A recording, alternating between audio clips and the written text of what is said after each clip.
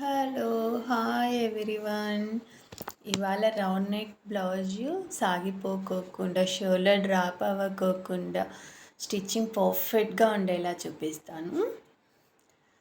ఈరోజు blouse neck సాగిపోకోకుండా నీట్గా stitching ఎలా చేయాలో చూపిస్తాను. చాలామందికి స్టిచ్చింగ్ చేసిన తర్వాత నెక్ సాగిపోతూ ఉంటుంది కదా, అలా కాకోకుండా సింపుల్ టిప్స్ చెప్తాను, వినండి. ఇక్కడ మనం ఫస్ట్ పైపింగ్ రెడీ చేసుకుంటున్నామండి. అందరికీ తెలుసు కదా, పైపింగ్ క్లాత్ క్రాస్గా కట్ చేసుకుంటాం. క్రాస్గా కట్ చేసిన దాన్ని మళ్ళీ మనం ఇలా క్రాస్గానే పెట్టి దాన్ని స్టిచ్ చేస్తాం. ఎందుకంటే స్ట్రైట్గా కట్ చేయము, ఎందుకంటే రౌండ్ నెక్ అంటే మనకి ఇట్లా కరువు తిరగాలి కదా. సో మనం క్రాస్ పీసెస్ తీసుకున్నాము అంటే పర్ఫెక్ట్గా ఉంటుంది. తెలుసు కదా మీ అందరికీ ఎలా స్టిచ్ చేయాలి అన్నది. అలా చేసేసాము. మంది మొత్తం లాస్ట్ పీస్ చేస్తున్నాం కదా. ఇక పైపింగ్ ఎవరికైనా ఎలా రెడీ చేసుకోవాలో తెలియకోకుండా ఉంటే మెసేజ్ చేయండి. నేను ఒక వీడియోలో ఓన్లీ పైపింగ్ ఎలా రెడీ చేసుకోవాలో చూపిస్తాను. ఎందుకంటే నేను స్టార్ట్ చేసినప్పుడు పైపింగ్లో చాలా వేస్ట్ చేసేదాన్ని, పెద్ద పెద్ద పీసెస్ తీసుకునేదాన్ని. సో మనకి పైపింగ్ థ్రెడ్కి కావాల్సింది కొంచెమే కదా, కానీ నాకు అప్పుడు భయం ఎక్కడ ఊడిపోద్దో, ఎక్కడ ఓపెన్ అయిపోద్దో అని. అప్పుడు నేను చాలా ఎక్కువ వేస్ట్ చేసేదాన్ని. సో నాకు నేర్పించిన అక్క నాకు ఈ పైపింగ్ క్లాత్ మనం బయట మీటర్ వైజ్ తెస్తాం కదా, దాన్ని ఎందుకు ఇంతగానో వేస్ట్ చేస్తున్నావు, 4 బ్లౌజెస్కి మీటర్ క్లాత్ వచ్చేసేస్తున్నావు నువ్వు. సో అలా కాదు, ఇంకా పర్ఫెక్ట్గా నేర్చుకోవాలి. ఇక్కడ పాదం చెప్తున్నాను కదా, పాదం ఏంటంటే అది పాదం మనం మామూలుగా సింగిల్ ఫుట్ చేసి వేస్తాం కదా పైపింగ్కి. నేను టెక్నీషియన్ వస్తారు కదండి, మిషన్ ఏదన్నా సంథింగ్ క్లీనింగ్ అప్పుడు అలా టెక్నీషియన్ వచ్చినప్పుడు నేను అది చేయించుకున్నాను. పాదం కొంచెం మనం సైడ్కి అనుకున్నాం అనుకోండి, పాదం మార్చే పని ఉండదండి. చక్కగా ఆ స్టిచ్ అయినా మనం వేసేసుకోవచ్చు, ఈ స్టిచ్ అయినా వేసేసుకోవచ్చు, సేమ్ స్పీడ్ ఉంటుంది. మనకి పాదం మార్చి మళ్ళీ పాదం పెట్టి టైం వేస్ట్ అవ్వదు. బ్లౌజెస్ ఈజీగా స్టిచ్ చేసుకునే ఆప్షన్స్ ఉంటాయి కదా మనకి.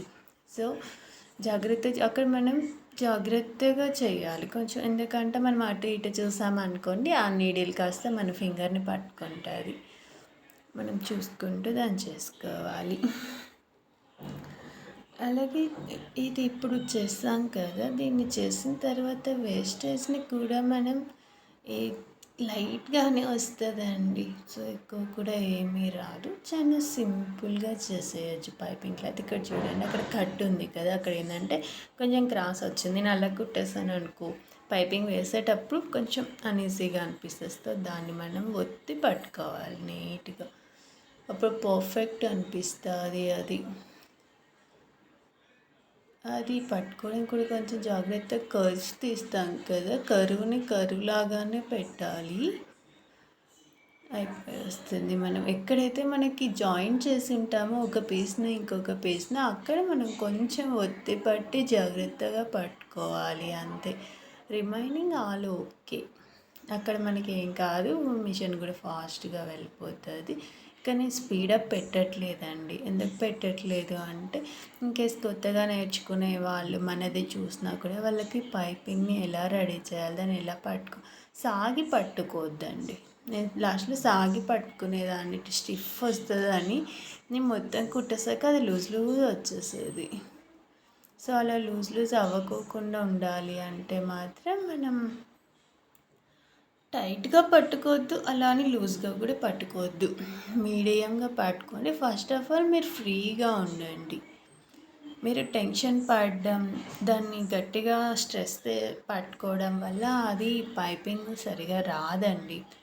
ఇక్కడ మనం వేస్టేజ్ తీసేస్తున్నాం కదా, మనకి ఎంత పావు ఇంచు చాలు ఎక్స్ట్రా క్లాత్, మిగిలిందంతా మనకి ఏం అవసరం లేదు. అది మనం తీసేస్తాం, ఎందుకంటే గలీజ్గా కనిపిస్తుంది కదా, అందుకు మనం అదంతా రిమూవ్ చేస్తాం. ఇక్కడ చాలా జాగ్రత్త, లేదనుకో సీజర్ వచ్చి మన ఫింగర్స్ని పట్టుకుంటుంది, ఎందుకంటే దగ్గరకు పెట్టి చేసేస్తూ ఉంటాం కదా. ఇదేంటంటే ఫాస్ట్ అవుతుందండి. ఇలా మామూలుగా వేరే వేస్లో కూడా కట్ చేస్తారేమో నాకు తెలియదు, బట్ ఇలా కట్ చేయడం వల్ల మనం ఫాస్ట్గా కట్ చేసేయగలం దాన్ని. నాకు ఇదే బాగా అలవాటు అయిపోయింది, నాకు ఫస్ట్ నుండి నేను ఇలానే కట్ చేసేస్తాను మొత్తం. కొంచెం ఫస్ట్లో భయం అనిపించేది, కానీ ఇప్పుడు అలవాటైపోయింది. ఏదైనా అంతే కదా, మనం చేయంగా అది మనకు అలవాటైపోతుంది. ఈ వేస్టేజ్ అయితే ఇలా పక్కకేస్తాం కదా, మొత్తం మన పైన పడుద్ది బాబోయ్, చిరాకు అసలు. ఇచ్చడం మేము ఆల్రెడీ ముందే కటింగ్ అయిపోయింది కదా, సో మనం కట్ చేసి పెట్టుకున్నాం రౌండ్ నెక్ని. ఇప్పుడు జాగ్రత్త అండి, ఇక్కడ పెట్టే దగ్గర పార్ట్ అటు అటు అటు ఇటు సాగిపోతూ ఉంటుంది అది. సో ఇక్కడ మనం పైపింగ్ వేస్తున్నాం కదా, యాక్చువల్లీ నాకు పైపింగ్ వేయడం అంతా వచ్చు కాబట్టి నేను ఇలా వేసేస్తున్నాను డైరెక్ట్. ఇన్ కేస్ కొత్తగా ఎవరైనా చూసినా నేర్చుకునే వాళ్ళు ఏంటంటే, మనకు ఫ్యూజింగ్ పేపర్ దొరుకుతుందండి బయట. ఫ్యూజింగ్ పేపర్ తీసేసుకొని అది వేస్తే మీకు రౌండ్ నెక్ అటు ఇటు అస్సలు డ్రాప్ అవ్వదు. మీరు ఎలా కట్ చేసి ఉంటారో అది అలాగే కూర్చుంటుంది. నేను ఒకసారి చూపిస్తాను ఫ్యూజింగ్ ఎలా వేయాలి అనేది కూడా, ఇంకొక వీడియో చేస్తాను నాకు ఫ్యూజింగ్ బ్లౌజ్ వచ్చినప్పుడు. ఎందుకంటే పైపింగ్ వేయడం అంతా ఇదేమీ కాదండి, దాన్ని కూడా చాలా జాగ్రత్తగా వేయాలి, లేకుంటే నెక్ డ్రాప్ అయిపోతుంది. స్టార్టింగ్లో నాకు అలాగే పోయేది. ఇప్పుడు నేను బ్లౌజ్ కుడుతున్నాను కదా, ఇది మా ఫ్రెండ్దే అండి. నేను తనది 5 to 6 బ్లౌజెస్ పార్ట్ చేస్తాను స్టార్టింగ్లో, తెలుసా. అయితే నెక్ డీప్ లేకుంటే ఇప్పుడు ఇక్కడ ఏం చేస్తున్నాను కదా, అయిపోయింది. బ్యాక్ పార్ట్కి మనం పైపింగ్ వేసేసుకున్నాం, సో అది అక్కడ కట్ చేయొద్దు. ఎందుకంటే కట్ చేసి పక్కకు పెట్టి అది టైం వేస్ట్ అయిపోద్ది, దానివల్ల యూజ్ లేదు. ఇప్పుడు ఏంటంటే ఫ్రంట్ పార్ట్ స్టార్ట్ చేసేస్తాం. ఇక్కడ మనకి షోల్డర్ వస్తుంది కదా, back part shoulder, front part shoulder opposite రావాలి.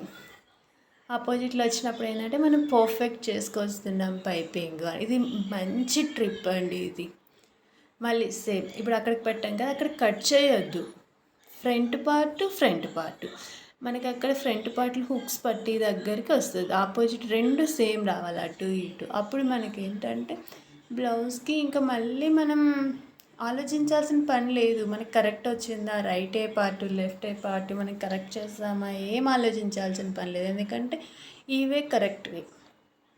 నేను స్టార్టింగ్లో ఒక బ్యాక్ పార్ట్కి వేసేదాన్ని, కట్ చేసి పక్కకు పెట్టేదాన్ని, మళ్ళీ ఫ్రంట్ పార్ట్ తీసుకునేదాన్ని వేసేదాన్ని.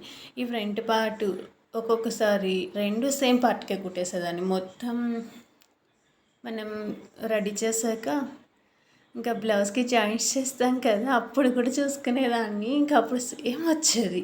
ఇప్పుడు చూడండి, అక్కడ మీకు ఫ్రంట్ పార్ట్ కనిపించిపోద్ది కదా, ఫ్రంట్ నెక్ ఇది అని అట్లా. అప్పుడు మళ్ళీ మొత్తం విప్పి కుట్టేదాన్ని, ఈలోగా నెక్ సాగిపోయేది. అప్పుడు నాకు నేర్పించిన అక్క చెప్పిన టిప్ ఇది. అక్క ఇట్లాగే చెప్పారు, నువ్వు ఇలా కట్ చేయకు, దీనివల్ల కన్ఫ్యూజ్ అవుతావు. సో ఇలా ప్రాసెస్ చేసుకొచ్చావంటే నువ్వు ఏదైనా ఆలోచిస్తున్నా నువ్వు రాంగ్ చేయవు, ఇది కరెక్ట్ అయిపోద్ది అని. ఇక్కడ చూడండి, ఫ్రంట్ పార్ట్ బ్యాక్ పార్ట్ వేస్తున్నాం కదా, రాంగ్ ఫ్యాబ్రిక్ ఏది కరెక్ట్ ఏది మనం చూసుకోవాలి. ఇక్కడ చూడండి, మనం ఇన్విజిబుల్ పైపింగ్ వేస్తున్నాం కాబట్టి అది కరెక్ట్ పార్ట్ అండి మనకి. మళ్ళీ కింద కూడా మనకి కరెక్ట్ పార్ట్ పైకి కనిపిస్తుంది. అలా మనం సెట్ చేసేసుకున్న తర్వాత ఇక్కడ రౌండ్ నెక్ చాలా జాగ్రత్త అండి. కింద రౌండ్ ఉండాలి, పైకి వచ్చేసరికి షోల్డర్స్ దగ్గరికి రావాలి. మీకు గ్యాపే కనిపించిపోద్దండి, అక్కడ కింద బ్రాడ్ కనిపిస్తుంది, పైనకి వచ్చేసరికి దగ్గరికి వచ్చినట్లు అనిపిస్తుంది. ఈ పిన్నుల సపోర్టు అది యువర్ చాయిస్ అండి. బాగా వచ్చిన వాళ్ళకి పిన్నులు అయితే అవసరం లేదు, నేను పెట్టుకుంటాను. ఎందుకంటే కొంచెం అటు ఇటు వెళ్ళిపోయినప్పుడు నాకు ప్రాబ్లం అనిపిస్తుంది, సో నేను పిన్నుల సపోర్ట్ కంపల్సరీ తీసుకుంటాను. సో అలా తీసుకోవడం వల్ల ఏంటంటే నెక్ పర్ఫెక్ట్ ఉంటుంది. మనం పైపింగ్ వేసినప్పుడు ఎంత పర్ఫెక్ట్గా చూస్తామో ఇప్పుడు కూడా అంతే పర్ఫెక్ట్గా వేయాలి, లేకుంటే ఇది డ్రాప్ అయిపోతున్నాయండి. నేను 2-3 బ్లౌజెస్ దగ్గర అబ్జర్వ్ చేసిన, నాకు వచ్చు కదా ఆల్రెడీ పైపింగ్ రౌండ్ వేసుకొచ్చాను కదా అని వేసేదాన్ని. తర్వాత చూస్తే అది నాకు తెలిసేది, ఓకే ఇది కొంచెం సైడ్కి వెళ్తుంది అని. అప్పుడు నేను ఓకే లైనింగ్తో పాటు మనం ఫ్రంట్ పార్ట్కి వేసేటప్పుడు కూడా జాగ్రత్త చూసుకోవాలి. ఇక్కడ మనం ఒక 1/2 ఇంచ్ గ్యాప్ పెట్టుకొని కట్ చేసుకోవాలి, మరి దగ్గరికి కట్ చేయకూడదు. ఎందుకంటే మనం కట్స్ ఇస్తాం కదా, కట్స్ ఇవ్వడం వల్ల ఏంటంటే కొంచెం షార్ప్గా కట్ చేసినప్పుడు అది పోయే ఛాన్సెస్ కూడా ఉంటాయి. ఇప్పుడు నేను కట్స్ పెడుతున్నాను చూడండి, ఫ్రంట్ ఉంది కదా దాంతో అది కూడా చిన్నగా అటువైపు మనకి స్టిచ్చెస్ వచ్చి ఉంటుంది కదా, దానికి తగలకోకుండా జాగ్రత్తగా కట్స్ పెట్టాలి ఇక్కడ. నేను స్టార్టింగ్లో అలా పెట్టేదాన్ని, ఇప్పుడు చూపిస్తున్నానా ఇలా పెట్టేదాన్ని. ఒకసారి నాకు బ్లౌజ్ కట్ అయిపోయింది తెలుసా. సడన్గా గట్టిగా ప్రెస్ చేసేసాను, దెబ్బకి బ్లౌజ్ కట్ అయిపోయింది. ఆ టైం పడ్డ టెన్షన్ మామూలు టెన్షన్ కాదండి, అది కూడా కస్టమర్ బ్లౌజ్. ఇంకా అప్పటినే నేను ఇలానే పెడతాను, అస్సలు పెట్టాను. అలా పైన పెట్టొద్దు, కాబట్టి పైన పెట్టదు. ఎందుకంటే పైన స్ట్రైట్ రావాలి, కింద కరువు రావాలి. అప్పుడు బ్లౌజ్ వేసుకున్నప్పుడు పర్ఫెక్ట్ వస్తుంది. పైన కూడా కచెస్ పెట్టేస్తారా, అది పెట్టొద్దు. ఎందుకంటే బ్లౌజ్ సాగిపోయే ఛాన్స్ ఇంకా ఎక్కువ ఉంటుంది. Already round neck deep neck అంటేనే ఎలా అంటే అలా సాగిపోద్ది బ్లౌజు.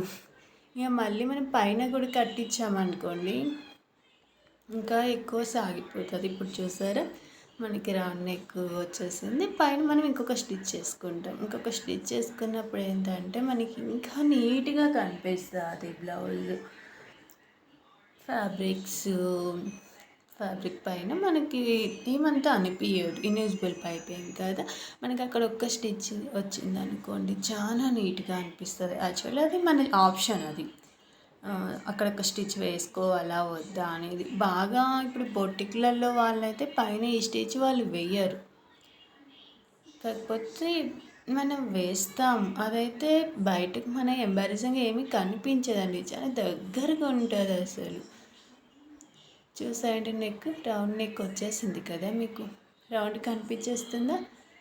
పైన చిన్నగా కనిపిస్తుంది, కింద బ్రాడ్ కనిపిస్తుంది. ఇది మనకు బాడీ పైకి వచ్చినప్పటికి పర్ఫెక్ట్ లుక్ వస్తుంది. ఇది మనం యూనిజిబుల్ పైపింగ్ కదా, చూడండి బ్యాక్ సైడ్ ఎంత నీట్గా ఉందో. ఇప్పుడు దీన్ని మనం చక్కగా ఐరన్ చేసేసి మళ్ళీ అవుట్లైన్ స్టిచ్ వేసుకొస్తామండి. మనం బ్లౌజ్కి compulsory out side iron compulsory చేస్తాను నేను. పైపింగ్ వేసాక ఏ బ్లౌజ్కైనా చేస్తాను. పైపింగ్ వేసాక కొంచెం హీట్ ఎక్కువ పెట్టి చక్కగా ఐరన్ చేస్తాను. అలా అని మరీ హీట్ ఎక్కువ పెట్టకండి, అవి కాలిపోద్ది.